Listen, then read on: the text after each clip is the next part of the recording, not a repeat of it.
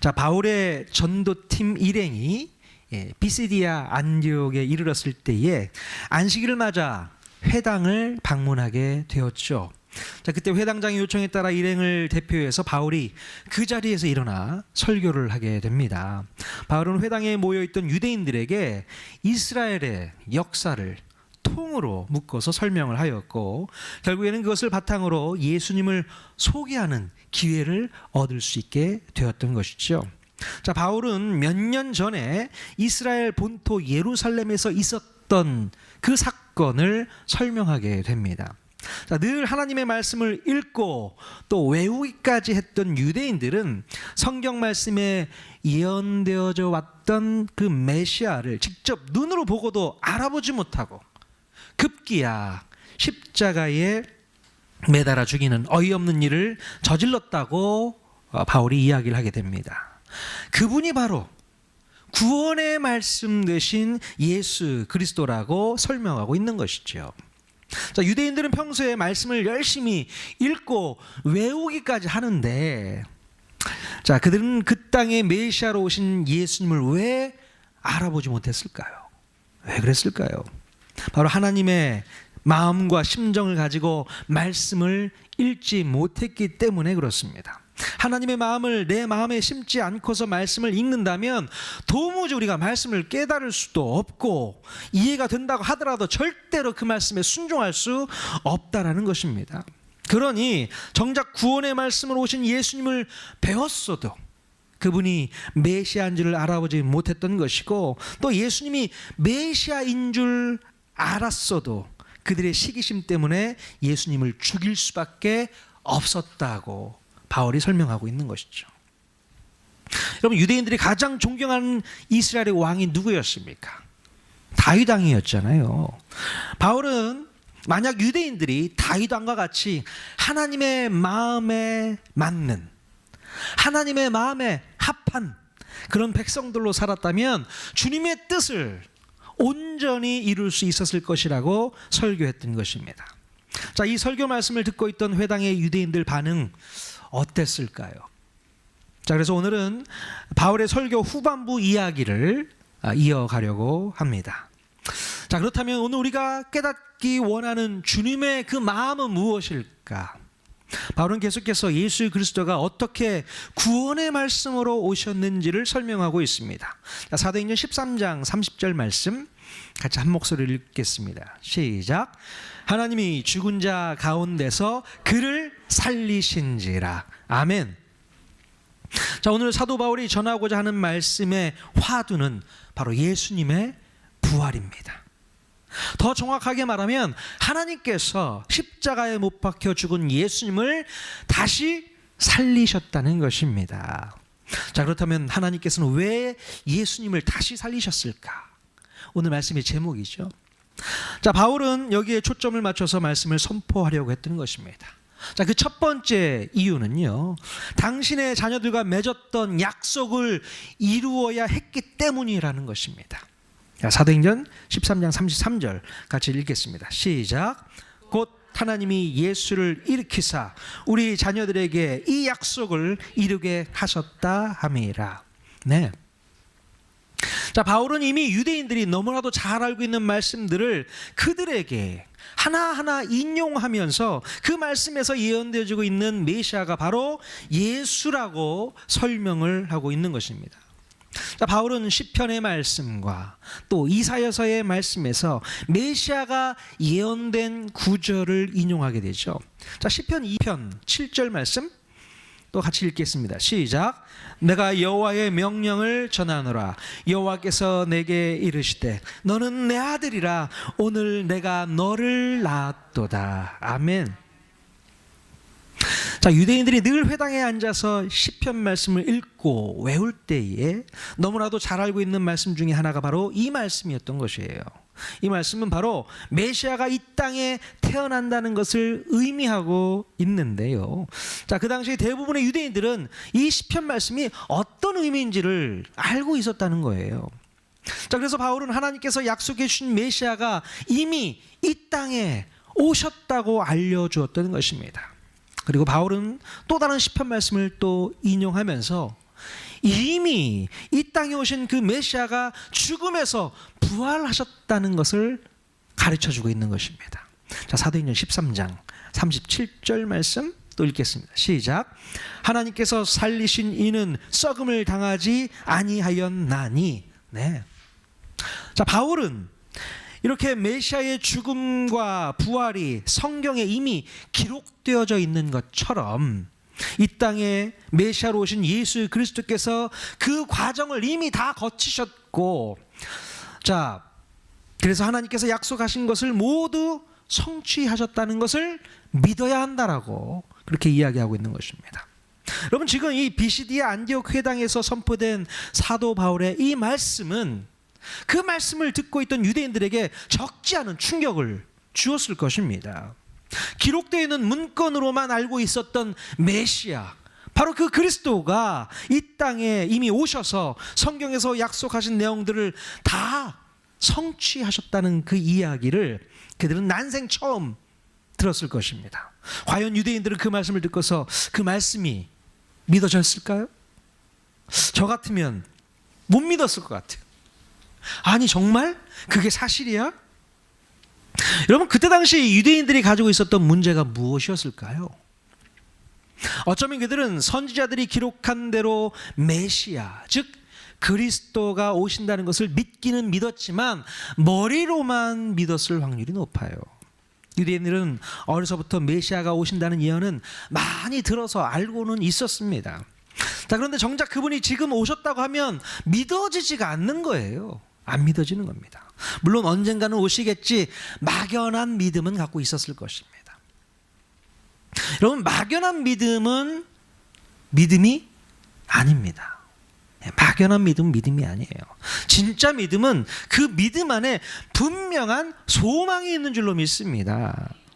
소망이 없는 믿음, 간절히 사모하는 믿음이 없다면 그것은 진짜 믿음이 아닌 거예요. 여러분, 마음껏 믿음이 있으십니까? 소망도 같이 있어야 될 줄로 믿습니다. 여러분, 제가 여러분들에게 여러분 예수님께서 다시 이 땅에 재림할 것을 믿습니까? 라고 물어보면 여러분 뭐라고 대답하시겠습니까? 아멘 하시죠? 믿고 계시죠? 근데 막연하게 믿고 계신 분들이 있어요. 아니, 예수님께서 승천하신 지 2000년이시라는데 아직까지 안 오고 계신데 또 언제 오실까? 그래도 그냥 믿고는 있습니다. 막연하게 믿고 있습니다. 언젠가는 오시겠죠. 그 정도 갖고는 안 된다는 거예요. 우리 마음 가운데 확신이 있어야 됩니다. 반드시 오실 것이다. 언제 오실지 모르니 오늘도 우리가 준비하고 있어야 될 줄로 믿습니다. 그 재림 소망이 우리에게 있어야 돼요. 그 소망이 없이는 우리의 믿음이 제대로 된 믿음이 아닐 수 있어요. 진짜 믿음이 되려면 예수의 재림 또한 우리 마음 가운데 간절히 소망하며 살아야 되는 줄로 믿습니다. 그렇지 못하면 유대인들과 똑같다는 거예요. 예수님의 이 땅에 다시 오실 것을 성경을 통해서 알고는 있는데 정말 그분이 오실까? 정말 그분이 오실까? 유대인들이 믿는 것처럼 우리도 똑같은 잘못된 신앙을 반복할 수 있게 된다는 것입니다. 그럼 요한복음 11장에서 보면 베다니에서 살고 있던 나사로가 죽게 되는 일이 있었습니다. 자, 예수님께서 나사로의 여동생이었던 마르다에게 뭐라고 얘기합니까? 네 오라버니가 다시 살아날 거야, 이렇게 약속을 해주시는 거예요. 자, 그랬더니 마르다가 뭐라고 말을 합니까? 네, 예수님, 마지막 부활 때는 다시 살아날 줄을 내가 아나이다, 이렇게 얘기를 해요. 자, 어떻게 보면 마르다가 믿음이 있는 것처럼 보여집니다. 당연히 마지막 날에 다시 살아날 것을 믿습니다. 믿음이 있는 것처럼 보이지만 지금 마르다는 예수님의 말씀, 예수님의 약속을 믿는 겁니까? 믿지 못하는 겁니까? 잘 믿지 못하는 겁니다. 네 오빠가 살아날 거야 분명히 얘기해 주시면 아멘 하고 받아야 되는데 나중에 그렇게 될 줄로 믿습니다. 이 정도로만 인정하고 있는 것이죠. 네, 여러분, 우리 안에 막연하고 뜬구름 같은 믿음이 있다면 분명히 버려야 됩니다. 오히려 소망이 넘치고 반드시 이루어질 것을 믿는 그 믿음이 저와 여러분 마음 가운데 있어야 될 줄로 믿습니다. 아멘. 여러분 성경 말씀을 매일매일 읽어도 막연하게 읽지 마십시오. 살아있는 하나님의 말씀으로 받아내실 수 있기를 바랍니다. 성경에 여러 가지 많은 기적들이 있습니다. 옛날에는 그런 게 있었나 보다. 요즘엔 그런 건 아직 없을 거야. 아니요. 그때 말씀하셨던 하나님이 살아계시기 때문에 오늘도 분명하게 그 말씀이 우리에게 이루어지게 된다는 것을 믿고 확신하면서 읽어 나갈 수 있기를 바라요. 매일같이 하나님 마음 찾아내면 뭐합니까? 그것이 오늘 우리에게 적용되고 있다는 사실을 분명히 깨닫고 읽어날 수 있기를 주님의 이름으로 간절히 축원드립니다. 자, 두 번째, 하나님께서 메시아 되신 예수님을 다시 살리신 그 두 번째 이유는요, 바로 예수님을 통해서 죄사함, 죄 용서가 이루어졌음을 알려주기 위해서라고 사도 바울이 말하고 있습니다. 자, 사도행전 13장 38절 또 읽겠습니다. 시작. 그러므로 형제들아, 너희가 할 것은 이 사람을 힘입어 죄사함을 너희에게 전하는 이것이며. 아멘. 사도 바울은 예수님께서 십자가에서 죽으신 것과 부활하신 것이 단순히 대제사장 세력들의 관계로 벌어진 일이라고만 설명하지 않았다는 거예요. 자, 예수님의 그 십자가 사건은 바로 그분을 통해 죄사함이라는 놀라운 계획이 있었다는 것을 말하고 있는 것입니다. 여러분, 예수님께서 로마 제국의 형틀인 십자가에 달리신 것은 단순히 범법자를 처형하기 위한 목적으로 사용되어진 것이 아니라는 거예요. 그 십자가에는 기나긴 세월을 통해서 사연들이 함축되어 담겨져 있다는 것을 가르쳐주고 있습니다. 자, 어떤 사연들이 있습니까? 구약 성경을 보면요, 창세기에 아담에게 만들어주신 그 가죽옷 이야기, 또 출애굽에 사용되어졌던 유월절 어린 양 이야기, 또요 성막과 성전에서 드려졌던 짐승의 제사 이야기. 자, 이런 것들을 다 통으로 묶어서 연결할 수 있게 되는 것입니다. 이 모든 것이 바로 예수님의 십자가로 이어지고, 예수님의 십자가는 죄사함을 목적하고 있다는 것입니다. 바로 메시아가 이 땅에 오시는 이유는 죄사함을 목적으로 한다고 이미 구약 성경에서 줄기차게 가르치고 있었다는 것입니다. 자, 그러나 이스라엘의 유대인들은 그리스도가 이 땅에 오실 때에 인류의 죄사함을 목적으로 오시는 것이 아니라 단순히 유대 민족의 회복을 위해서 오신다고만 믿고 있었다는 것입니다. 늘 유대 민족은 타 민족의 침략을 받아와서 늘 피정복민으로 살아왔기 때문에 그들에게 당장 필요한 것이 무엇이었겠습니까? 죄사함이 아니었고요, 민족의 해방이 그들에게는 꼭 필요한 사안이라는 것입니다. 자, 유대인들은 아수르, 바벨론, 페르시아, 헬라, 또 로마 제국의 침입을 오랜 시간 동안 받아왔기 때문에 그들이 가장 꿈꾸는 것은 민족의 해방이었다는 거예요. 자, 그렇기 때문에 그들이 기다리던 메시아는 죄 사함을 위한 그리스도가 아니라 바로 민족의 해방을 이끌어줄 수 있는 그리스도, 바로 그 메시아를 기다리고 있었다는 겁니다. 자, 그러니 당연히 로마 제국의 형틀인 십자가에 달려 죽었던 예수님을 도저히 메시아라고 인정할 수 없는 것입니다. 어떻게 인정할 수 있었겠습니까? 자, 예수님은 유대인들의 기본적인 바로 생각과 가치관과 그 교육에서 완전히 벗어난 분이셨어요. 자, 그렇기 때문에 예수님을 메시아라고 생각할 수 없었던 것입니다. 그렇기에 자, 그들이 기다리던 메시아는 어떤 분이셨습니까? 당연히 힘있고 또 능력 있는 분이셔야 했고, 또 타민족들을 쫓아낼 수 있을 정도로 실력이 있는 분이어야 한다는 것입니다. 자, 물론 사도 바울은 예전 유대교 랍비의 한 사람으로서 몸담고 있었을 때에는요, 메시아에 대한 이미지를 어떻게 생각하고 있었냐면 단순히 민족의 해방자 정도로 그도 생각하고 있었다는 겁니다. 자, 그러나 다메섹 도상에서 부활하신 예수님을 다시 만난 사도 바울은 메시아에 대한 개념이 완전히 깨져버렸다는 겁니다. 즉 민족의 해방자 그 이상의 커다란 목적을 가지고 이 땅에 오신 분으로 이해하게 되었고, 또 그분을 세상 사람들에게 더 간절하게 알리고 싶은 그런 마음을 가지고 전도 여행을 하게 되었다는 것입니다. 자, 바로 예수님께서 이 땅에 오신 목적, 그리고 십자가에 달려 죽으신 목적, 마지막으로 하나님께서 예수님을 다시 살려내신 목적, 그것은 바로 죄사함이었다는 겁니다. 죄사함. 여러분, 여기서 말하는 죄는 무엇을 말하는 것입니까? 바로 최초의 인류가 범죄함으로 그때부터 지금까지 우리들 모두에게 전가되어 왔던 죄의 본성을 말합니다. 죄의 본성을 가지고 죄인으로 태어난 모든 인간들에게 죄사함을 목적으로 우리 예수님이 이 땅에 오셨다는 것을 바울이 알려주고 싶었다는 것이죠. 여러분, 예수님께서 이 땅에 오시기 700년 전에 이사야 선지자는 메시아에 대해서 뭐라고 예언을 했는가 한번 보도록 하겠습니다. 자, 이사야 53장 6절 말씀 같이 읽겠습니다. 시작. 우리는 다 양 같아서 그릇 행하여 각기 제 길로 갔거늘 여호와께서는 우리 모두의 죄악을 그에게 담당시키셨도다. 아멘.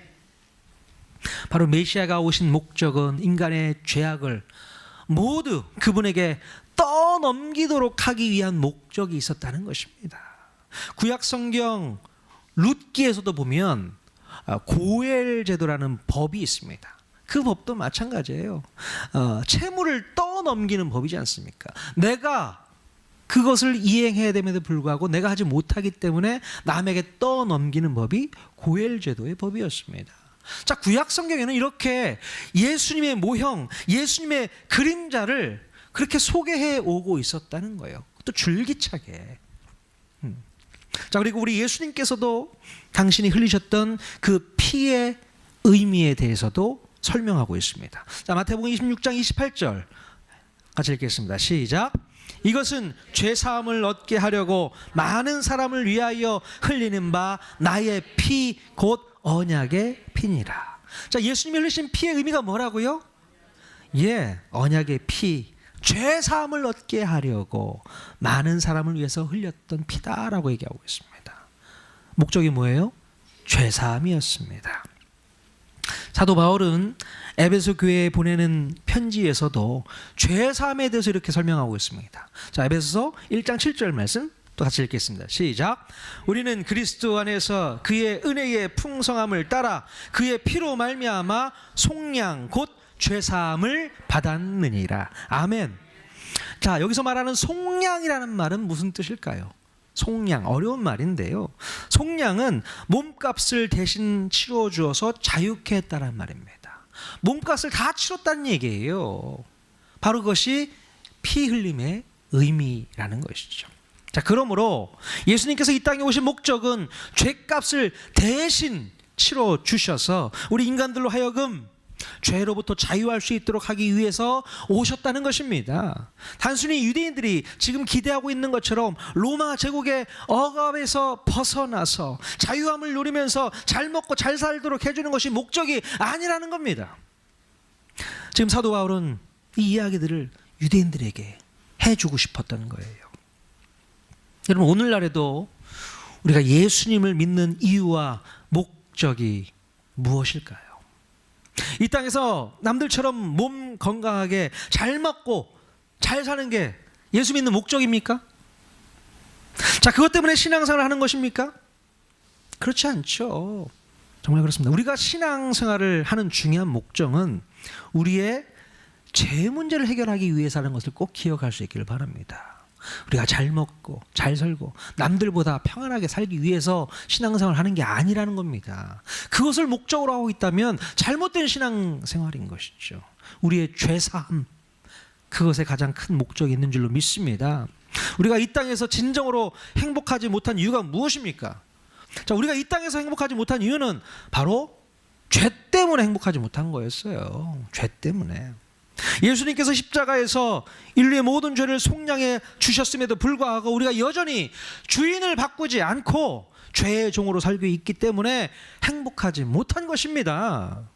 우리가 죄의 종이 아니라 주님의 종으로만 살게 된다면 우리가 진정한 행복을 누릴 수 있게 된다는 것을 알아야 합니다. 사도 바울이 지금 회당에 앉아서 유대인들에게 이것이 진짜 복음이라고 가르쳐 주고 있는 것입니다. 너희들이 기다리고 있는 게 뭐야? 너희들이 원하는 게 뭐야? 그리스도가 이 땅에 오셔서 너희들 잘 먹고 잘 살게 해주는 게 너희들이 기다리는 목적이라면 잘못 짚었어. 예수님은 그런 분이 아니셔. 바울이 그걸 가르치고 있는 것이죠. 자, 세 번째입니다. 하나님께서 예수님을 다시 살리신 그 세 번째 이유는요, 믿는 자들에게 의롭다 하심을 얻게 하기 위함이라고 말씀하고 있습니다. 자, 사도행전 13장 39절 같이 읽겠습니다. 시작. 또 모세의 율법으로 너희가 의롭다 하심을 얻지 못하던 모든 일에도 이 사람을 힘입어 믿는 자마다 의롭다 하심을 얻는 이것이라. 아멘. 믿는 자들로 말미암아 의롭다 하심을 얻게 한다는 것이 이게 무슨 말입니까? 의롭게 한다는 것은 죄 사함으로 말미암아 하나님과의 관계가 회복되는 것을 의미합니다. 바로 하나님과의 관계가 회복되어져서 하나님과 깊은 영적인 교제를 함께 나눌 수 있게 되었다는 것, 이것이 바로 의롭게 되었다는 표현인 것이죠. 여러분, 이것이 바로 복음인 줄로 믿습니다. 하나님과 인간 사이에 깨어졌던 관계가 이제 다시 회복이 되어서 교제할 수 있게 되었다는 거예요. 자, 로마서 4장 25절 같이 한번 또 읽겠습니다. 시작. 예수는 우리가 범죄한 것 때문에 내어줌이 되고 또한 우리를 의롭다 하시기 위해서 살아나셨느니라. 아멘. 네. 자, 하나님께서 예수님을 다시 살리신 이유가 기록되어 있죠. 뭡니까? 바로 우리를 의롭다 하시기 위함이라고 기록하고 있어요. 자, 옛날에 대제사장이 지성소에 들어가서 제사를 드릴 때에는요, 그가 그 안에서 죽지 않고 나오게 되면 그것이 큰 의미가 있었던 것입니다. 예. 바로 어떤 의미가 있었냐면 바로 하나님께서 그 제사를 온전히 연납했다는 의미가 있는 것이죠. 그러니 제사하는 모든 백성들의 죄가 다 용서함 받았다는 것을 의미하는 것입니다. 그러니까 제사장이 지성소에서 제사 드리고 살아 돌아 나온 것이 그게 대단한 거라는 겁니다. 제사장의 옷에 여러분 방울을 달아주는 거 아십니까? 방울을 왜 달아줍니까? 딸랑딸랑 소리가 나잖아요. 제사를 집례하면서 소리가 딸랑딸랑 날 때, 아, 제사가 잘 이루어지고 있구나라고 알 수 있는 것이죠. 근데 제사장의 그 방울 소리가 들리지 않으면 어떻게 된 겁니까? 돌아가신 거죠. 지성소 안에서. 그래서 끈으로 잡아 당겨가지고 끄집어내는 그런 일이 구약 성경에 기록은 되어 있지 않지만 그런 일이 있지 않았을까 생각을 또 해보게 됩니다.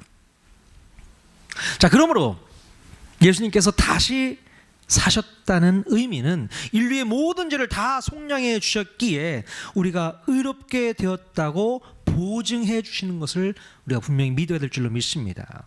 그럼 우리가 의롭게 된 것이 왜 복음일까요? 의롭다는 것은 하나님과의 관계가 다시 회복이 되었다는 의미인데, 하나님과의 관계가 회복된 것이 왜 복음일까요? 우리에게 하나님과의 관계 회복이 왜 우리에게 복음입니까? 세상에 많은 사람들이요, 의롭게 되기 위해서 얼마나 많은 노력을 하고 있는지 모릅니다. 많은 노력을 하고 있어요. 다양한 방법으로 자신의 의로움을 드러내려고 합니다. 어떤 사람은 선한 행실로 자신의 의로움을 나타내려고 합니다. 착한 일 많이 하지 않습니까?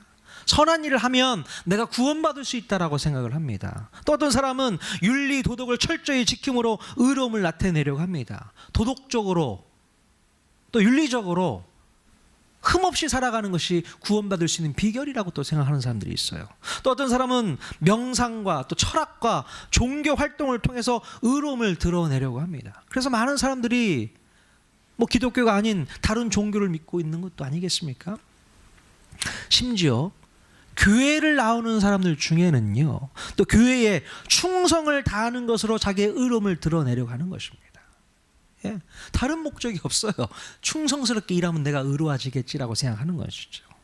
자, 그러나 이런 모든 방법을 동원해도 죄로 물든 인간은 하나님과 가까워질 수 없어요. 인간의 방법일 뿐입니다. 오로지 예수 그리스도의 십자가 보혈로 죄 사함을 받아 믿음으로 의롭다 칭함을 받을 수 있는 줄로 믿습니다. 조금 전에 말씀드린 그 죄 사함은요, 하나님께서 주도하신 일이라고 한다면 의롭다함을 받는 것은 우리가 믿음으로 얻을 수 있는 것이기 때문에 믿는 우리의 선택이 필요하다는 것이죠. 예수 그리스도의 십자가 보혈로 우리가 죄 사함을 받았음을 믿을 것인가, 아니면 믿지 않을 것인가 선택해야 됩니다. 우리가 죄 사함을 받을 것을 믿으면 의롭다함을 얻을 수 있게 되는 것이고, 우리가 죄 사함을 믿지 않으면 의롭다함을 얻을 수 없게 되는 것입니다. 자, 여러분들은 어떤 선택을 하시겠습니까? 믿음으로 의롭다함을 다 받으셨습니까? 아멘? 네. 사도 바울은요, 지금 회당에 앉아있는 유대인들에게 예수님의 십자가 보혈로 죄사함 받았음을 믿으면 의롭다 하심을 얻어 구원에 이르게 된다고 복음을 설명해 주고 있는 줄로 믿습니다. 자, 이 정도로 설명을 해주면 두 눈 딱 감고 예수님을 믿겠다고 말해야 되는 거 아닐까요? 야, 거기에 구원이 있군요. 그러면서 내가 예수 믿겠습니다. 그렇게 회당에 앉아있는 유대인들이 그렇게 말해야 되는 거 아닙니까? 자, 그런데 그게 그렇게 쉽지가 않습니다. 놀랍게도 사도 바울은 사람들이 그것을 믿지 않을 것이라고까지 얘기를 하는 걸 볼 수 있어요. 사도행전 13장 41절 같이 읽겠습니다. 시작. 너희는 놀라고 멸망하라. 내가 너희 때를 당하여 한 일을 행할 것이니 사람이 너희에게 일러줄지라도 도무지 믿지 못할 일이라 하였느니라 하니라. 사도 바울이요, 이 말씀을 하박국 선지자가 했던 예언의 말씀을 인용해서 했던 얘기입니다. 사람들이 이 복음이 선포된다고 하더라도 도무지 믿지 못할 일이다, 도무지 믿지 못할 일이라고 생각을 한다는 것입니다. 여전히 사람들은 자기의 생각과 습관과 전통에서 벗어나지를 못하고 있는 것이죠. 그것 때문에 믿지를 못한다는 것입니다. 우리의 모습은 어떻습니까? 죄사함이 어디 있어? 의롭다 하심이 뭐여 도대체? 나는 관심 없어. 그렇게 말하는 사람이 얼마나 많이 있어요. 그런 습관, 그런 생각들 때문에 거기서 벗어나지를 못하는 겁니다. 자, 그런데 여기까지 설교를 들은 이 비시디아 안디옥 회당의 유대인들의 반응은 어떻게 나왔을까? 자, 사도행전 13장 43절 말씀 또 같이 읽겠습니다. 시작. 회당의 모임이 끝난 후에 유대인과 유대교회에 입교한 경건한 사람들이 많이 바울과 바나바를 따르니 두 사도가 더불어 말하고 항상 하나님의 은혜 가운데 있으라 권하니라. 아멘. 자, 그래도 다행히 바울의 설교를 듣고 많은 유대인들이 긍정적인 반응을 보이게 됩니다. 그래서 다음 주 안식일에도 또다시 와서 말씀을 전해달라는 부탁을 하게 되는 것을 볼 수 있어요. 자, 이렇게 유대인 회당에서 복음을 전한 바울과 바나바는 다행히도 이 놀라운 성과를 거두게 됩니다. 아마도 바울 자신이 똑같이 예수님을 믿지 못하고 오히려 핍박을 했었던 사람이었기 때문에 그들에게 설득력을 가지고 복음을 전하지 않았을까, 그런 생각을 해보게 되고요. 그리고 또 바울은 구약 성경을 충분히 이해하고 있었기 때문에 시편과 선지자의 글을 잘 활용해서 복음을 전하는 데 많은 도움이 되지 않았을까, 그런 생각을 해보게 됩니다. 어제도 제 동생 우리 김정호 성도랑 통화를 했었어요. 몸이 안 좋다고 해서 통화를 했는데 제가 그런 얘기를 했습니다. 전도 좀 많이 해야지, 그런 얘기를 했어요. 그랬더니 나도 믿으라고 많이 해. 믿으라고 많이 한대요. 뭘 믿으라고 하는데, 믿으라는 내용이 도대체 뭐야? 그 내용을 알고 사는 얘기야? 내용은 전혀 모르면서 믿으라고 한대요. 제가 그랬어요. 그 내용을 알고 전해야지. 그러려면 나랑 같이 성역 공부해야 된다. 성역 공부하자고 그런 얘기를 했습니다. 우리가 복음을 전해야 되는 사명자들이잖아요. 그런데 우리가 복음을 전하려도 전해야 될 내용을 모르고 있다면 너무나도 안타까운 거 아니겠습니까? 제대로 알아야죠. 하나님 말씀도 모르면서 복음을 전한다고 한다면 그거는 잘못된 신앙인을 낳을 수 있는 또 확률이 높은 거예요. 제대로 된 말씀을 우리가 알고 그 말씀을 알려줘야죠. 가르쳐야죠. 사도 바울의 이 복음은 확실했습니다. 분명했습니다. 우리가 그런 복음의 말씀을 내 마음 가운데 가지고 있어야 될 줄로 믿습니다. 자, 우리는 오늘 지난주에 이어서 사도 바울의 설교 내용을 좀 살펴봤습니다. 왜 하나님께서 예수님을 죽은 자 가운데서 다시 살리셨는가? 첫 번째, 하나님께서 당신의 자녀들과 맺으셨던 약속을 지키시기 위함이라는 것입니다. 성경에 기록된 대로 분명히 예수님께서 이 땅에 오셨다라는 것이죠. 자, 두 번째는요, 예수님을 통해서 인류의 모든 죄가 용서받았음을 선포하기 위함이었다는 것입니다. 세 번째는요, 우리가 죄사함 받았음을 믿음으로 의롭다 하심을 얻게 하기 위함이었다는 것입니다. 바로 약속의 성취, 죄사함, 의롭다 하심을 이루기 위함, 이 세 가지입니다. 이것이 바로 사도 바울이 비시디아 안디옥에서 전했던 복음의 핵심입니다. 우리는 이 복음을 제대로 깨닫고 주님을 알지 못하는 영혼들에게 전파해야 될 줄로 믿습니다. 아멘. 요즘에 코로나 바이러스가 전파 속도가 무척 빠르잖아요. 마찬가지로 우리 예수님의 복음도 이렇게 빨리 좀 전파됐으면 좋겠어요. 예. 전파 속도가 좀 빨라야 되는데 우리가 그걸 잘 전용을 못 시키는 것 같아. 복음을 빨리 알려줘야 되는데 나도 모르고 있어.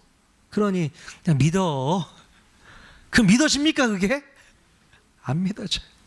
복음의 내용을 여러분 다 갖고 계셔야 됩니다. 통하는 교회 모든 성도들은요, 툭 치면 복음이 나와야 돼요. 죄사함과 의롭다 하심, 하나님의 놀라운 약속의 말씀의 성취, 이 모든 것들이 저와 여러분 마음 가운데 분명히 새겨질 수 있기를 주님의 이름으로 간절히 축원드립니다. 아멘.